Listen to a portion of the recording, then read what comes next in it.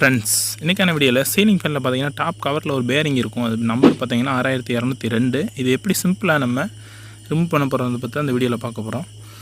Remove பண்ணுறதுக்கு எதுவும் பில்லர்லாம் use பண்ணல. நம்ம நார்மலாக யூஸ் பண்ணக்கூடிய ஸ்க்ரூ ட்ரைவரில் பார்த்தீங்கன்னா அதிலே ஒரு பாயிண்ட் மாடலில் இருக்கும் அந்த ஸ்க்ரூ ட்ரைவர் கிட்டில்.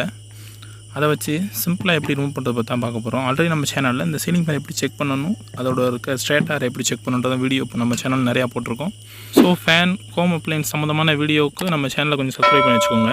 பாருங்கள், அந்த ஸ்க்ரூ ட்ரைவரை வச்சுட்டு சும்மா தரையில் வச்சுட்டு அது கேப்பில் பார்த்தீங்கன்னா அந்த மேலே இருக்க பாடிக்கும் அந்த பேரிங் நடுவில் சின்ன கேப் இருக்கும். அதில் தட்டும் போது வந்து ஒன் சைடாக தட்டாமல் ரெண்டு பக்கம் ஆப்போசிட்டில் லைட்டாக பஞ்ச் தட்டினோன்னா ஹேமர் வச்சு தட்டும் போது ரொம்ப சிம்பிளாகவே நம்ம வந்து இந்த 6202 பேரிங்கை வந்து ரிமூவ் பண்ணிட முடியும்.